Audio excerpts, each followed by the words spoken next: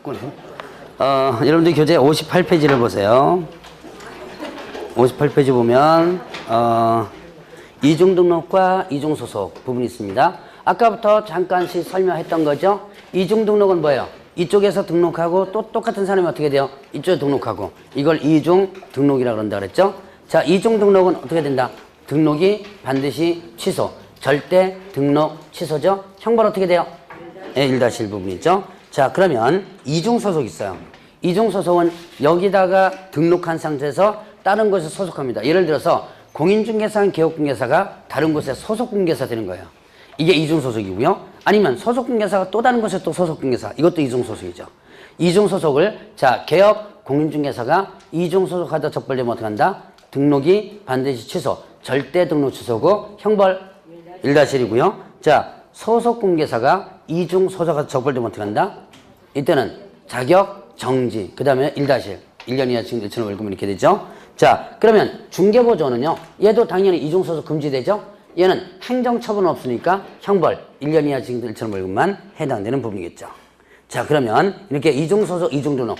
그러니까 이중 나오면 뭐다? 형벌 1-1 이렇게 기억하고. 자 59페이지 보세요. 등록증 양도되어 양수.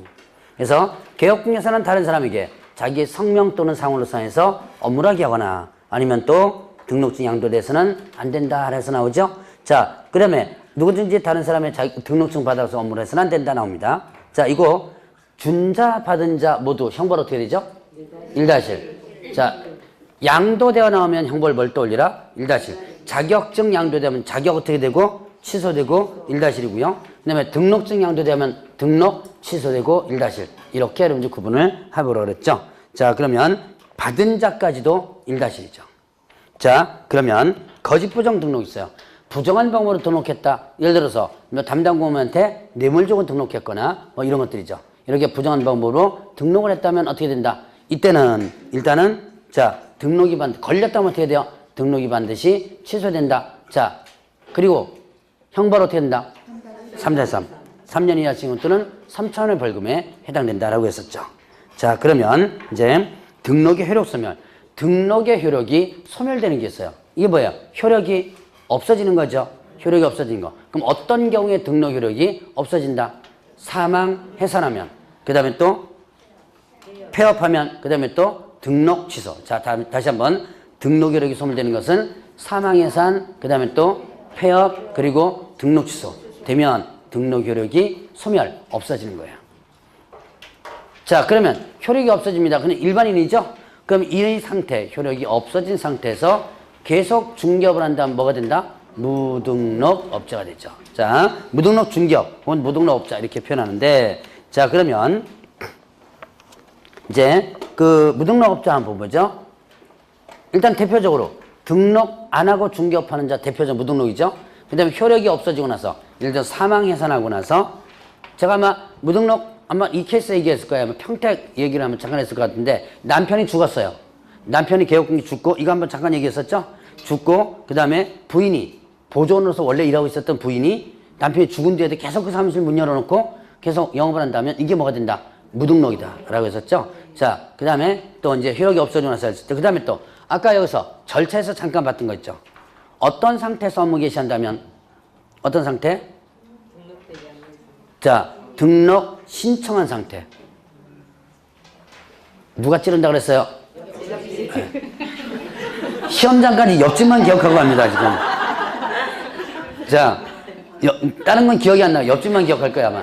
자 일단 그 등록 신청한 상태에서 그 다음에 업무를 한다면 이것 든다? 무등록이다.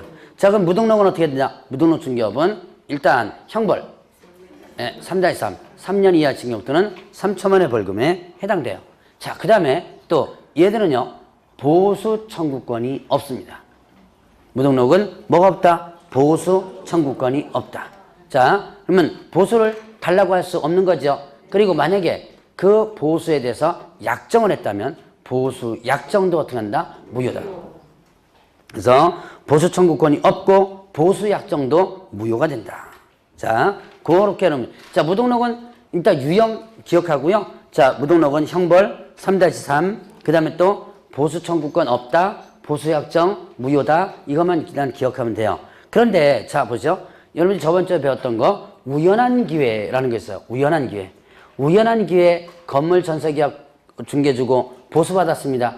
요 보수는 효력이 있을까요? 없을까요? 있다. 자, 우연한 기회, 이거는 업이 아니죠. 그래서 보수 약정은 유효하다라고 보시면 됩니다. 자, 그러면 이와 관련된 작년 문제 한번 풀어보죠. 국내사법령상 중개사무소 개설 등록 및 등록증 교부에 관한 설명으로 옳은 것은? 자, 소속중개사는 중개사무소 개설 등록 신청할 수 있다? 없죠. 등록 못한다 그랬죠? 등록관청은 등록증 교부 이전에 등록한 자가 손해배상 책임을 보장하기 위한 조치를 하였는지 여부를 확인해야 한다. 이번 맞아 틀려요? 자, 여러분들 등록증 교부 전에 할 일이 두 개 있었죠? 보증 설정 여부 확인한다. 그 다음에 또 등록 대장에 기재 교부한다. 이게 있었죠? 자, 이거 2번이 맞는 내용이죠. 자, 그러면 3번 해보죠. 국토교통장관은 중개사무소 개설 등록한 자에 대하여 국토교통을 전한 바에 따라 등록증을 교부해야 된다. 예, 이거 등록증이 누가 하는 거예요? 등록관청에서 하는 거죠. 국장이 하는 게 아니라. 그러면 뒤에 국토교통물에 전한 바에 따라 등록증 교부해야 된다. 이건 맞아 틀려요. 요거는 맞는 내용입니다. 증교부는 국토교통물이라고 그랬죠. 자, 그 다음에 중개사무소 개설 등록 신청서에는 신청인의 여권용 사진을 첨부하지 않아도 된다. 서류에 여권용 사진 들어가 있죠. 참 별거 다 나오죠. 사진까지 나옵니다. 그 다음에 등록한 개업공개에서 종료를 달리 업무라고자 하는 경우 등록 신청을 다시 제출하는 경우 종전의 등록증 반납하지 않아도 된다. 종전의 등록증 반납을 하라 그랬죠. 자, 이제 보면 결격 사유로 들어갑니다. 결격 사유는 일단 결격 사유 효과부터 보셔야 돼요. 자, 결격 사유는 일단 개업공개사 입장에서는 개업 공인중개사 입장에서는 어떻게 한다? 등록을 할 수 있다 없다? 등록을 할 수 없다. 등록 신청하면 등록이 반려됩니다. 그러면 등록한 상태에서 영업을 하다가 결격사유에 해당돼요. 그럼 어떻게 된다? 등록이 반드시 취소. 때는 절대 등록 취소 사유에 해당됩니다. 자, 그러면 또 이제 고용인 입장에서 보죠. 고용인 소속공개사 중개보전이죠. 고용인 입장에서 보면 일단은 결격사유 되면 종사할 수 없다 그랬죠. 종사할 수 없다. 일단 취직할 수 없어요. 그리고 종사하다가 결격사유에 해당돼요. 그럼 어떻게 된다 그랬어요? 2월 내 그 사유를 해소하라 그랬죠. 2월 내 그 사유를 해소하라 그랬습니다. 자, 그러면 이때 이거를 자르라 그랬죠? 그거 자르지 않으면 어떻게 된다? 업무 정지 처분을 받을 수 있다 그랬죠. 그러면 결격사유에 해당되면 어떻게 돼요? 절대로 이 업무에 들어올 수 없다라고 했었죠. 자, 이제 효과부터 일단 먼저 머릿속에 한번 정리를 한번 해보고요. 그러면 이제 어떤 결격사유느냐? 자, 미성년자, 그 다음에 피한정 후견인과 그 다음에 또 피성년 후견인 이게 있었죠. 여기에서 보면 미성년자 결격사유에서 언제 벗어나요? 일단 19이 되면 벗어나죠. 자, 나이가 되면 벗어나죠. 자, 그러면 미성년자가 혼인을 합니다. 법적으로 혼인할 수 있는 나이가 몇 살이라고 했어요? 만 18세라고 그랬죠? 그럼 미성년자가 혼인을 해요. 그러면 결격사 벗어난다? 아니다 그랬죠? 자, 여러분들이 민법에서는 법적으로 혼인하면 어떻게 돼요? 그러면 성년으로서 인정한다 그랬죠? 그러나 행정 업무 관련된 부분은 이걸 인정하지 않는다 그랬습니다. 자, 그러면 이제 피한정 후견인, 피성년 후견인 이 사람의 대상자부터 봐야죠. 대상자가 뭐예요? 이건 민법에서도 이제 많이 두 번 들었기 때문에 이제 어느 정도 이제 기억할 거예요. 자, 대상자는 뭐가 된다?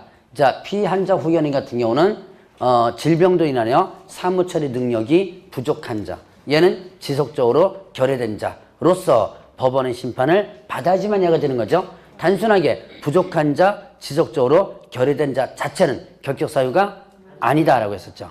자, 그럼 얘네들은 심판을 받았습니다. 즉 이런 후견인 선고가 됐죠. 그럼 이런 사람들 결격에서 벗어나면 어떻게 돼요?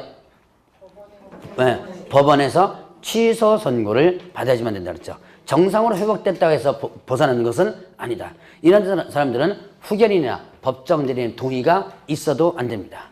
자, 그러면 이제 파산 선고를 받고, 자, 파산 선고를 받고 복권되지 않은 자 있었죠? 복권되지 않은 자가 있었습니다. 자, 파산 선고를 받고 복권되지 않은 자, 이때 파산 선고는 어느 법에 의해서 선고한다? 채무자 회생 및 파산에 관한 법률 있죠? 파산에 관한 법률이 있습니다. 이 법을 쓰는 이유가 있어요.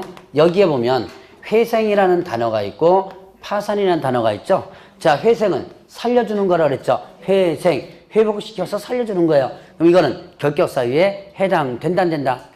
안 된다. 회생은 결격사유에 되지 않는다. 그럼 뭐만? 파산만 결격사유에 된다. 자, 그러면 여러분들이 파산 부분에서는 뭘 우선 기억해야 되냐? 자, 회생은 살려주는 거고 파산은 뭐다? 죽이는 거라 그랬죠. 어떻게 죽인다 그랬어요? 예, 경제적으로 죽인다 그랬죠. 자, 그러면 이제 파산 선고를 받게 된다면 어떻게 된다? 이때 재산권이 박탈된다 그랬죠. 그 사람의 재산권, 개인 판상 같은 경우는 자, 그 재산권이 박탈된다. 그래서 법원에서 갖고 간다 그랬죠. 자, 그러면 이때 파산 선고 받았을 때 이제 이걸 기본적으로 또 여러분들이 기억하라. 자, 파산 선고 받았습니다. 돈을 갚을 의무가 있다, 없다? 있다. 예, 있다. 자, 혹시 처음 들으신 분들은 반드시 일단은 이런 거부터 깔고 넘어가야 돼요. 파산 선고 받았다. 여러분들 흔히들 생각에 파산 선고 받으면 돈 갚을 의무가 없다라고 생각하는 분들이 많습니다. 근데 이거는 파산 선고 받아도 채무 변제 의무가 있다.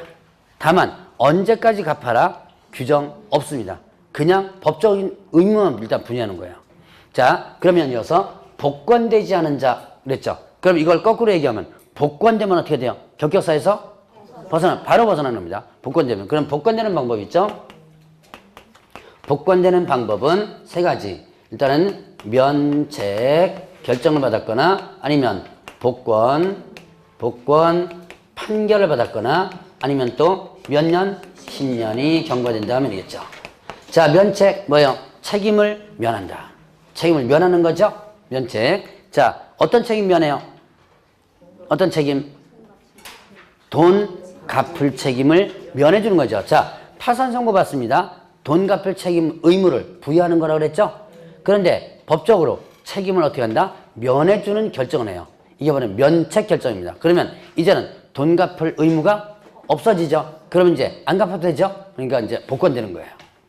자, 그러면 복권 판결. 자, 면책 결정을 못 받았습니다. 결정 못 받았을 때는 열심히 돈 벌어서 어떻게 하라? 갚아라. 돈 벌어서 갚아라. 채무를 어떻게 해요? 변제를 하는 거죠. 자, 채무를 변제를 일단 합니다. 돈 다 갚았어요. 결격사유에 벗어나는 거 아니에요. 돈 다 갚았을 때, 자, 법원에서 결정한 것은 법원에서 어떻게 하라? 뒤집으라 그랬죠? 그러니까 돈 다 갚았다 하더라도 이제는 나 돈 다 갚았으니까 원위치 주세요. 즉, 복권 신청을 해 줘주면 됩니다. 그래서 복권 신청해서 뭐가 된다면 복권 판결을 받게 된다면 그때 뭐가 된다? 벗어난다 그랬어요. 자, 그러면 이도저도 아닙니다. 면책 결정은 못 받았어요. 판결, 돈 못 갚으면 복권 판결 못 받겠죠? 돈도 못 갚았어요. 그러면 몇 년 계기라 그랬어요? 예, 10년. 계기면 됩니다. 이것 때문에 사실 파산 선고 받으면 돈 안 갚아도 된다라는 생각을 이것 때문에 하는 거예요. 10년이 경과되면 어떻게 한다? 이제는 돈 안 갚아도 된다. 자동 복권된다 라고 했었죠. 그리고 복권되면 바로 결격사에서 어떻게 돼요? 벗어난다 라고 했었죠. 자, 파산 선고를 받고 복권되지 않은 자 구분 한번 해봤고요. 형벌받은 자 있었죠. 자, 일단 보죠. 금고 이상의 실형을 선고받습니다. 집행이 어떻게 된다? 집행이 종료되었거나 집행 종료된 것으로 보는 자. 된 것으로 보는 자가 있었죠. 자, 그 다음에 집행이 어떻게 된다면 면제된다면 몇 년 경과되지 않은 자? 예, 3년이 경과되지 않은 자 있었습니다. 결격사유는 여러분들이 이해해 줘야 돼요. 일단 우선 암기가 우선이 아닙니다. 암기하면 단순 문제는 풀어낼 수 있어요. 쉽게 나오면. 근데 날짜, 기간 계산이나 이런 응용되는 문제만 나왔다면 다 틀려버려요. 그러니까 이거는 이해가 우선이다. 이해가 제가 조금 1월 달보다는 좀 빨리 나가요. 해설을 적게 하면서 혹시 이해 안 되면 개인적으로 찾아가서라도 일단은 여러분들이 이걸 이해를 좀 하고 넘어가셔야 돼요.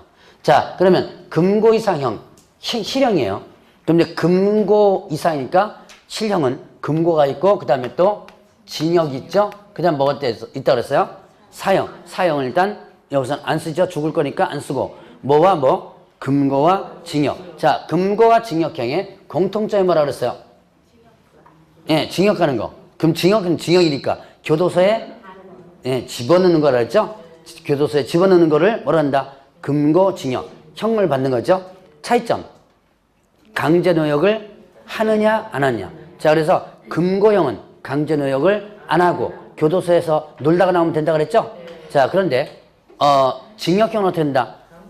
아침에 일어나면 일 시킵니다. 8시간 동안. 월급 준다 그랬죠? 월급 준다는 얘기 제가 했었나요? 했던 것 같은데. 청주 여자 교도소 얘기를 한번 했던 것 같은데. 자, 월급 준다 그랬습니다. 그래서 월급도 줘요. 거기 보면 공장 많아요. 가면 뭐 낚시 공장도 있고요. 풍선 공장 같은 것도 있고 많아요. 혹시 일자리 없으면 한번 가보라 그랬습니다. 거기서 이제 월급도 줘요. 월급도 줍니다. 자, 그래서 이렇게 강제적으로 일을 시키는 거예요. 교화 차원에서 이게 바로 징역형이다. 그러면 이때 금고와 징역, 이제 금고 이상 실형을 선고받습니다. 집행 종료 끝난 거죠. 만기 출소하죠. 출소하면 그때부터 몇 년? 3년간 결격사유다. 자, 이때 종료된 것으로 보는 자라는 개념이 있었어요. 보는 자, 종료된 것으로 어떻게 한다? 간주하는 거죠. 자, 이 종료된 간주하는 거는 가석방을 받습니다. 그리고 자녀, 형이 어떻게 된다면? 형이 종료가 된다면 이거를 가석방에 관한 법률에서는 가석방 기간이라고 표현하는데 그냥 여러분들은 남은 형이 종료된다 이렇게 생각하면 돼요. 어차피 여러분들이 형법이나 뭐 가석방 법률 이런 거 배울 필요가 없으니까 자, 가석방하면 여러분들이 머릿속에 뭘 기억하라? 가짜로 석방시켜준다 라고 기억하라 그랬죠. 자, 내가 받은 형이 3년입니다. 3년형을 이제 받았어요. 그리고 열심히 일단은 수형생활 해가지고 2년 만에 뭘로 풀려났다? 가석방으로 풀려납니다. 그러면 가석방은 석방되긴 석방되는 어떻게 한다? 가짜로 석방시켜줬다. 그럼 어떻게 돼요? 내가 교도소에서는 몸 빠져나왔죠. 그런데 내가 받은 이 형은 어떻게 돼요? 그대로 유지가 되고 인정되는 거라 그랬죠. 그러면 가석방 시점부터가 3년이 아니라 남은 형이 어떻게 돼요? 끝난 요 시점 있죠? 요 시점부터 몇 년이다? 3년 이렇게 되죠. 그래서 자, 그러면 가석방 시점부터 계산한다면 어떻게 돼요? 계산한다면 요 1년이 어떻게 돼요? 포함이 대조해주면 되겠죠? 총 4년이 되겠죠. 풀려난 시점부터 계산하라 그러면 자, 요게 이제 가석방 종료된 것을 보는 시점이 이 시점이다 그랬어요. 자, 그러면 이제 집행면제. 집행이 뭐예요? 금고형이나 징역형이 집행이란 뭐다? 집행은 교도소에 집어넣는 게 집행이라고 그랬어요. 교도소에 집어넣는 걸 집행이라고 그랬고 면제, 면해주는 거죠. 집어넣는 거를 면해준다. 그럼 남은 형을 면해주는 거예요. 자, 이거는 집행면제 대표적인 것이 바로 특별사면입니다. 특별사면. 자, 특별사면. 소위 말해서 특사라고 하는 게 있는데요. 자, 내가 징역 3년형을 선고받습니다. 2년 만에 뭘로 풀려난다? 특별사면으로 풀려나요. 그러면 남은 형을 면제시켜주는 거예요. 남은 형이 얼마 남았어요? 1년 남았죠? 요 1년을 어떻게 한다? 1년을 면제해 주는 겁니다. 자, 그러면 1년을 면제해 줬어요. 자, 결론. 내가 징역 3년 선고받고 2년 만에 특별사면으로 풀려난다면 이때 나 징역 몇 년 받은 것 같다? 예, 2년 받은 것 같다. 3년이 아니고 뭐예요? 2년 받은 것 같다라는 얘기예요. 자, 그래서 일단은 특별사면은 일단은 그 면제가 된 날로부터 몇 년? 3년을 계산하면 돼요. 그런데 특별사면과 대비된 또 하나의 사면이 있었죠? 뭐가 있었어요? 일반사면. 일반사면은 이거는요. 일반사면은 집행면제가 아니에요. 요게 이 종류가 아닙니다. 이거는 받은 형 자체가 없어지는 형 자체를 면제시키는 거예요. 형 자체를 면제시킨다는 것은 있었던 것을 어떻게 한다? 없었던 것으로. 있었던 것이 없었던 것으로 만들어주는 거죠. 법적으로. 자, 내가 징역 3년을 선고받고 일단 2년 만에 뭘로 풀려났다? 일반 사면으로 풀려난 거예요. 내가 일반 사면으로 풀려난다면 그때는 어떻게 된다? 자, 이 3년형 자체가 어떻게 돼요? 아예 면제가 되는 거죠? 그러면 자, 결론. 내가 징역 3년 선고받고 2년 만에 일반 사면으로 풀려난 거예요. 그러면 나 징역 3년 선고 받은가 안 받은가? 그렇죠. 아예 면제돼 버리죠. 안 받은 게 돼 버리죠. 그러니까 일반 사면을 받았다면 풀려난 시점부터 바로 어떻게 한다? 결격사에 벗어나죠. 있었던 것을 없애주는 거죠. 안 받은 게 돼 버리는 거니까 바로 결격사 벗어난다. 자, 가석방부터 시작했습니다. 가석방은 풀려나서부터 3년이 아니라 어떻게 돼요? 남은 형이 끝나고 나서부터 3년. 그러니까 풀려난 시점부터 하면 남은 형을 플러스를 해줘야 되는 거죠. 특별사면은 풀려난 시점부터 하면요 3년. 그 다음에 일반 사면은요 풀려난 시점부터 바로 결격사를 벗어난다. 이렇게 세 가지를 비교해서 한번 보고, 자, 그 다음에 금고 이상형의 집행유예, 집행유예, 기간 중에 있는 자 있죠? 기간 중에 있는 자 있었습니다. 자, 금고 이상형의 집행유예 기간 중에 있는 자. 자, 금고 이상형은 요거고요. 집행이란 뭘 했어요? 집행이란 교도소에 집어 넣는 걸 말한다. 집행이라고 그랬고, 유예가 뭐예요? 미루는 거라고 했죠. 그러면 집행을 어떻게 한다? 미루는 거예요. 그래서 이렇게 한다 그랬죠? 징역 1년에, 그 다음에 또 집행유예, 예를 들어서 2년, 이런 식으로 선고합니다. 자, 이제 징역 1년에 집행유예 2년, 자, 이렇게 선고합니다. 많이 아마 뉴스 같은 데 봤다는 거예요. 자, 그러면 일단 징역 1년은 뭐 한다? 선고를 하는 거예요. 선고를 하고 나서, 자, 이렇게 뒤에 이렇게 선고한다면 집행을 미룬다는 얘기죠. 몇 년간? 2년간. 그러면 이 사람 교도소 가요, 안 가요? 그렇죠. 안 가는 거죠. 교도소에 집어넣는 거를 2년 동안 미루겠다는 얘기죠. 자, 그러면 이렇게 2년 동안 미루면 일단은 2년간 조용히 지나면, 만약에 이 집행유예 기간 동안 딴짓하다가 걸리면요, 이때는 집행유예가 취소가 돼버립니다. 취소가 되고 1년 어떻게 돼요? 들어가서 살아야 돼요. 그런데 집행유예 기간이 조용히 지나면 어떻게 한다? 이 징역 1년에 선고의 효력이 어떻게 된다? 실효. 선고의 효력이 실효 없어지는 거예요. 선고의 효력이 없어진다는 얘기죠. 자, 결론. 자, 이제 법적인 효력입니다. 결론. 내가 징역 1년 선고받고 집행유예 2년을 선고받았습니다. 2년간 조용히 지났습니다. 그러면 자, 이제 끝났어요. 그럼 나 징역 1년 선고 받은가 안 받은가? 그렇죠. 효력이 없어져 버렸죠. 안 받은 게 되는 거예요. 그래서 집행유예 기간 중에 있는 자만이 결격사이고, 그 기간이 끝나면 어떻게 한다? 결격사에서 벗어난다 라고 보시면 되고요. 자, 그러면 이런 집행유예라는 게 유예가 하나 더 있어요. 뭐가 있냐면 선고유예가 있어요. 선고유예. 자, 이건 무슨 뜻이에요? 선고유예. 선고를 뭐 한다? 미루는 거. 이거는 형을 선고를 일단 해놓죠. 그러니까 집행을 미루는 거죠. 근데 이거는 선고를 어떻게 한다? 미룬다. 그러면 선고가 된 거야, 안 된 거예요? 안 된 거죠? 선고를 지금 미루는 거니까. 그럼 이거는 결격 사유에 해당된다, 안 된다? 네, 선고 자체를 미루기 때문에 결격 사유에 해당되지 않는다. 자, 그래서 형벌받은 자에 대해서 한번 구분을 해봅니다. 그러면 이제 이렇게 해서 정리를 한번 해보고, 이제 이 법 위반 자에 대한 부분을 보죠. 이 법 위반자. 자, 일단은 공인중개사 자격이, 자, 자격이 어떻게 된다? 취소됩니다. 공인중개사 자격 취소면 몇 년간 결격사유? 3년간 결격사유다. 자, 저번 주에 공인중개사 자격 취소됐을 때 3년간 뭐도 못했는데요. 3년간 자격 취소되죠. 3년간 뭐 못했어요? 그렇죠. 시험 못 봤죠. 자, 시험 응시할 수 없었죠. 그러니까 공인중개사 자격 취소되면 3년간 중개업에 종사도 못합니다. 어차피 자격 없으니까 등록 못하겠죠. 그러니까 종사도 못하고 시험도 못 봐요. 그러면 자, 여기 미성년자 시험 볼 수 있어 없어요? 있죠. 자, 그러면 미성년자는 공인중개사가 될 수 있다. OX. 미성년자는 공인중개사가 될 수 있다.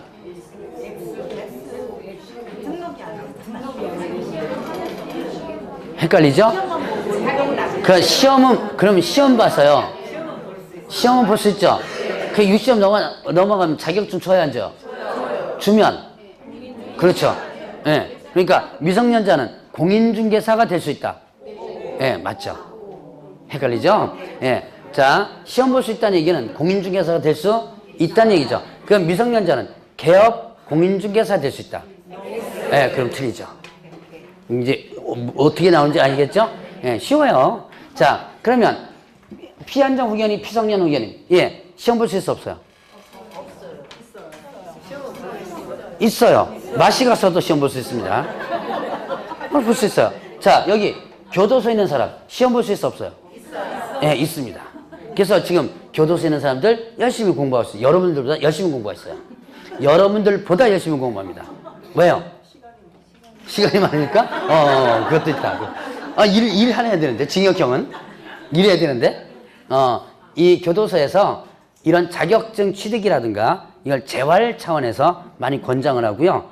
이 자격증 취득하면, 점수가 올라가. 이게 이제, 거기 보면 점수 고과제가 있거든요. 점수가 올라가면 뭐가 되는 거예요? 그렇죠. 모범수도 되고, 이제 이렇게 되기 때문에, 그 다음에 또 가석방에 빠른 횟수도 있고, 특사가 될 수도, 특사가 뭐야? 특사. 광복적 특사. 그 특사가 뭐죠? 이게 광복적 특사라는데, 예, 그렇죠. 특별사면. 그런 거 될 가능성이 높기 때문에 이런 자격증 취득을 상당히 많이 합니다. 그래서, 이렇게 열심히, 여러분들보다 열심히 공부하니까 여러분들도 어떻게 돼요? 더 열심히 공부해주면 되겠죠? 자, 이제 시험 볼 수 있어요. 그런데 결격사 중에서 누구는 시험 못 본다? 이 사람만 시험 못 봐요.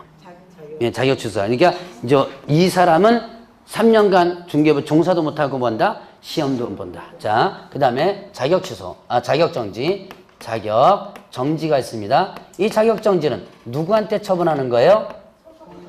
소속공개사죠. 소속공개사에게 자격 정지 처분을 하면 그 정지 기간 동안이 결격사유예요. 자, 그러면 이제 등록 취소. 자, 등록이 어떻게 된다?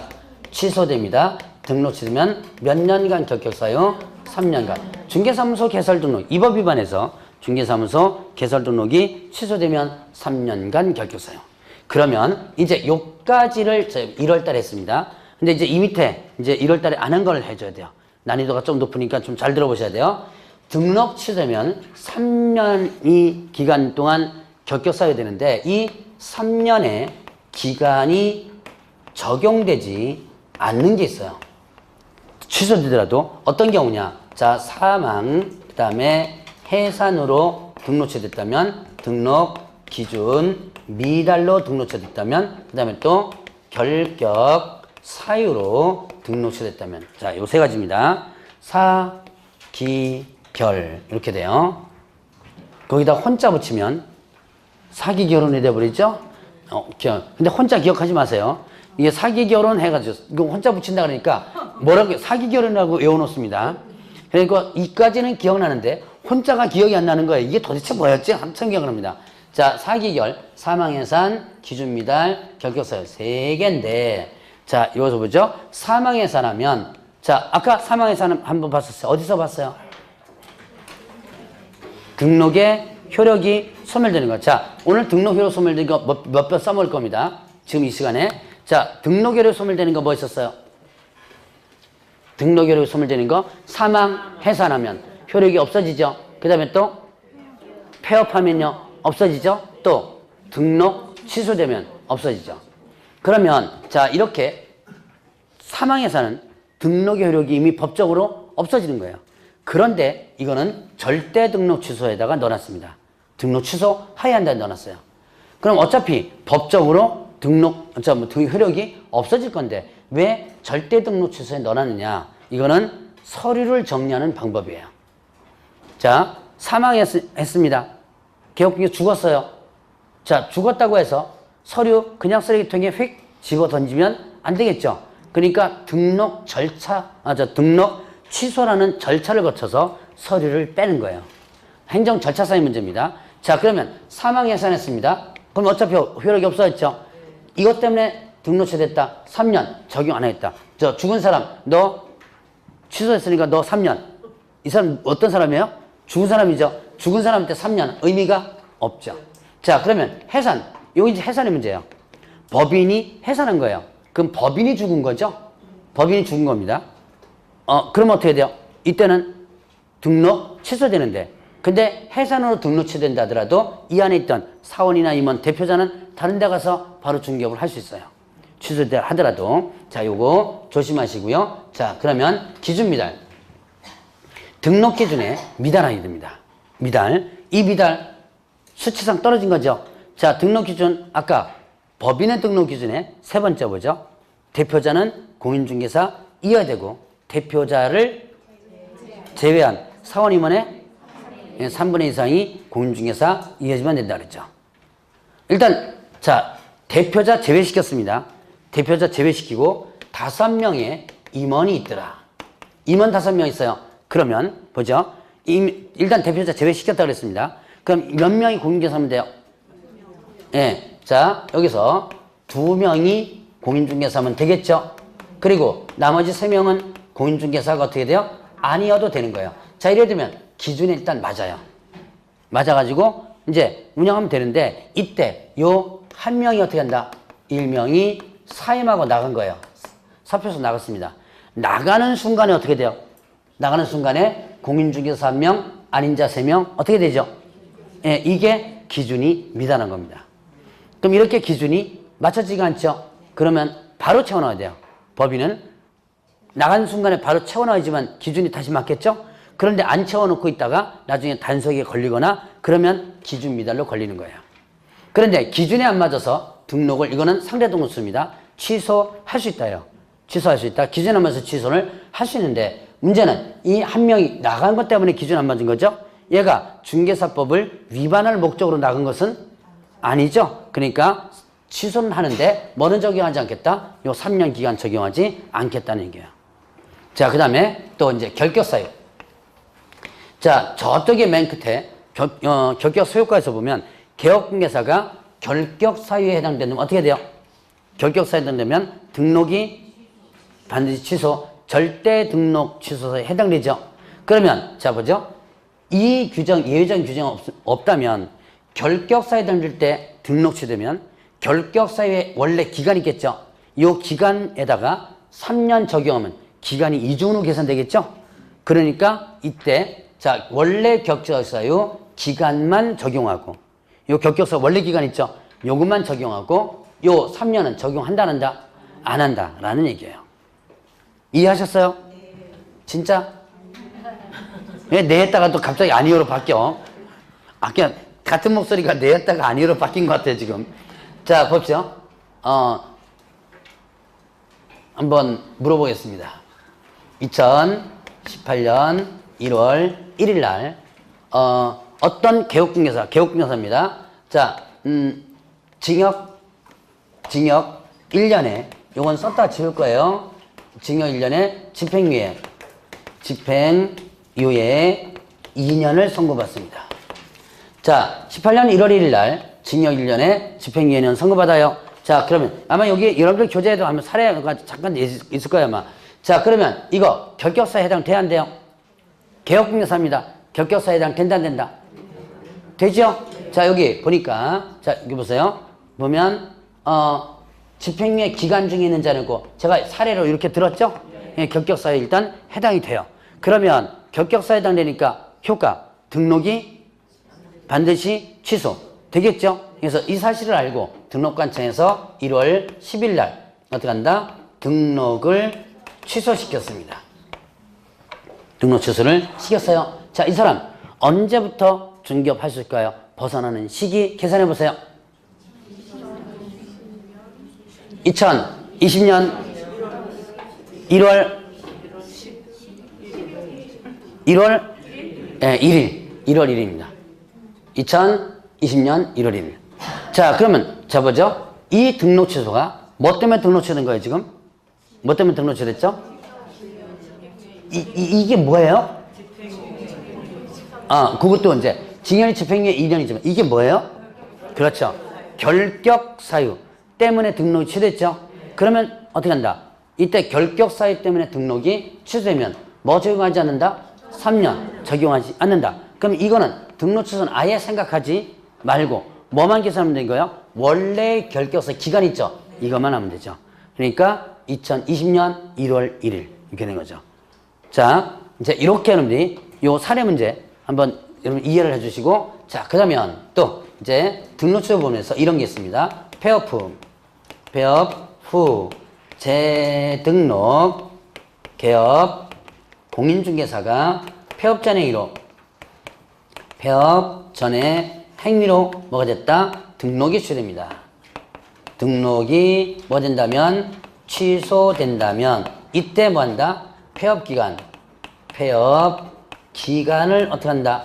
공제 빼주는 거예요. 폐업 후 다시 등록한 개업공개사. 자, 여러분들이 중개업을 하다가 폐업합니다.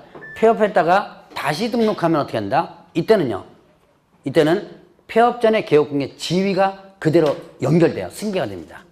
이거는 이제 행정처분 승계에서 잠깐 보겠지만, 폐업했다가 다시 등록한다면 폐업 전에 개업공개 지위가 어떻게 된다? 승계된다. 연결돼 버려요.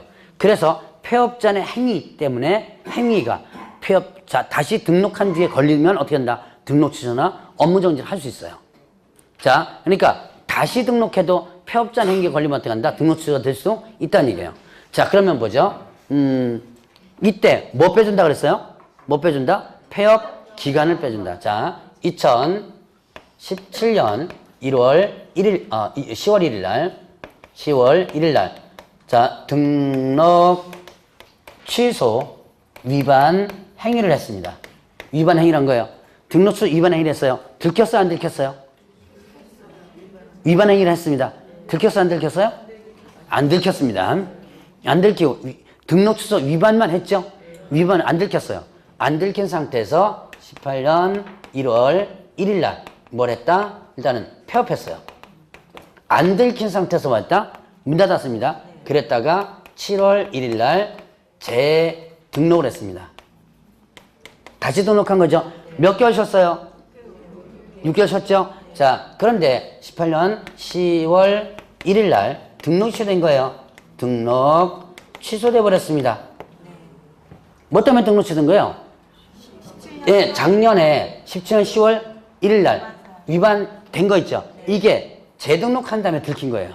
그래가지고 등록이 취소됐습니다. 자, 이 사람 언제부터 중개업할 수 있을까요? 2년 6개월 후에. 네, 그러니까 계산해 보세요. 21년. 네, 21년 4월 1일. 자, 일단 이제 빠르게 계산한 분도 계시고 지금 계산 중에 있는 분이 계신데, 일단 계산해 보죠. 일단 이것만 갖고 계산해 보겠습니다. 18년 10월 1일 날 등록 취소됐죠? 요거만 갖고 일단 계산하면 여기서부터 몇 년? 3년이에요. 그러면 21년 10월 1일이죠. 그런데 이 등록 취소가 뭐 때문에 등록 취소된 거예요? 폐업 전에 행위 때문에 등록이 취소된 거죠. 그럴 때는 뭐 빼준다? 폐업 기간을 빼준다. 폐업 기간 6개월 빼주면 어떻게 된다? 6개월 빼주면 4월 1일이죠. 이해되시겠어요? 자, 그렇게 구분을 해놓고 넘어가시고요. 요 두 가지가 시험 문제 잘 나와요. 이해를 좀 해놓고 넘어가지고요. 자, 그러면 이제 업무정지 보죠. 업무정지는 결격사유가 아닙니다. 자격정지는 결격사유예요. 그런데 업무정지는 결격사유 아니에요. 업무정지는 소위 말하면 뭐예요? 영업정지죠? 자, 만약에 이 업무정지가 결격사유라면 말이 안 돼요. 왜냐? 영업정지 받자마자 뭐가 된다? 결격사유에 해당되면 또 등록이 어떻게 돼요? 취소돼요. 이거 그럼 업무정지 할 의미가 없어지죠? 등록 취소까지 연결되니까. 그래서 업무정지 자체는 결격사유가 아니다. 그런데 이제 두 가지가 있죠? 업무정지 기간 중에 뭐하면 폐업을 한다면 그 정지 기간 동안이 뭐가 된다? 결격사유예요. 업무정지 기간 중에 뭐하면요? 폐업하면 그 업무정지 받은 기간 동안이 뭐가 된다? 결격사유. 이건 왜 그러냐? 폐업 때문에 그래요. 또 물어봅니다. 폐업하면 등록 여력이 어떻게 되죠? 폐업하면 등록 여력이 취소되는 게 아니라 효력이 없어지죠? 자, 폐업하면 자, 일단 등록 여력이 없어지는 게 뭐였었어요? 사망, 해산. 그 다음에 또, 예, 일단 법인 해산, 사망 해산 있고, 그 다음에 또 폐업 있고요. 그 다음에 또 등록 취소. 이래 되면 등록 효력이 없어지는 거죠. 그러면, 그죠? 이때 폐업하는 순간에 등록 효력이 없어져요. 그럼 어떻게 된다? 등록 효력이 없어지면, 등록 효력이 없어진다면, 이때 어떻게 된다? 업무정지 효력은 어떻게 될까요? 내가 업무정지 받자마자 문을 닫아버린 거예요. 업무정지 받자마자 문 닫아버렸습니다. 폐업했어요. 그럼 업무정지 효력은 살아있어요, 없어요? 자, 내가 문 닫자마자 내가 중개업 하다가 폐업해버립니다. 그러면 등록 효력이 없어지죠. 그럼 업무정지는 어떻게 돼요? 살아있을까요? 살아? 있는 게 아니라 없어지죠. 왜요? 일반인, 여러분들이 이제 폐업하는 순간 일반인이죠. 일반인한테 너 업무정지 6개월 의미 있어 없어요? 예, 일반인한테 이게 영업하면 이거는 뭡니까? 무등록이 되는 거지. 폐업하러 와서 영업하면 무등록이죠? 그러니까 업무정지 처분의 효력이 없어져 버립니다. 폐업하는 순간에 업무정지 처분의 효력도 어떻게 한다? 자동적으로 없어져 버려요. 왜? 업무정지는 누구한테만 효력이 있는 거예요? 개업, 공인중개사에게만 효력이 있는 거죠. 자, 그럼 어떤 현상이 벌어져요? 내가 업무정지 받았습니다. 받자마자 폐업해버려요. 그러면 법률적으로 어떻게 한다? 업무적 효력이 없어져 버리죠? 그러면 바로 다시 등록할 수 있는 상황이 발생돼 버리죠?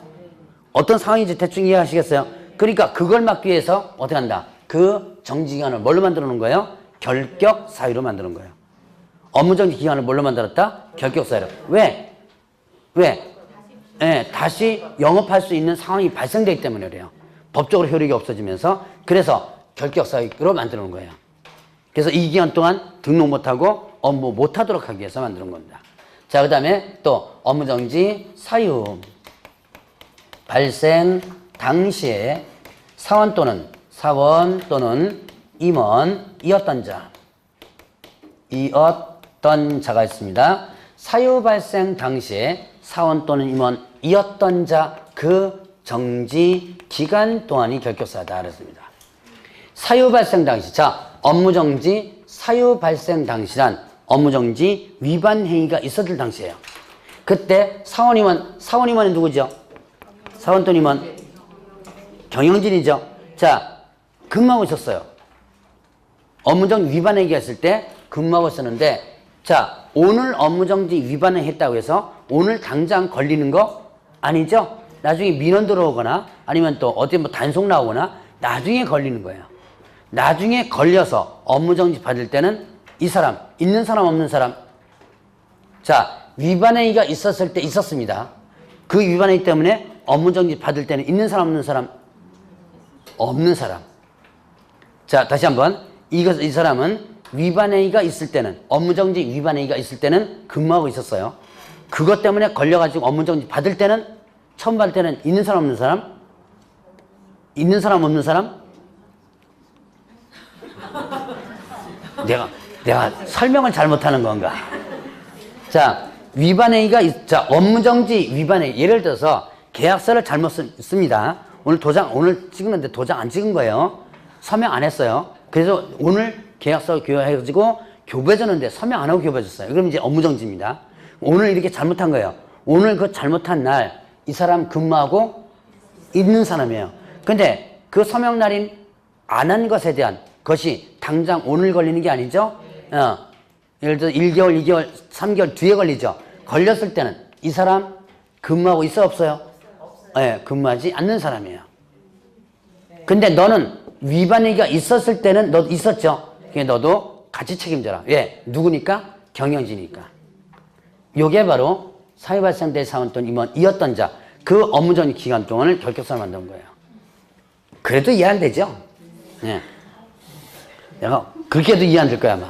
자, 2018년 1월 1일 날 갑 법인이 업무정지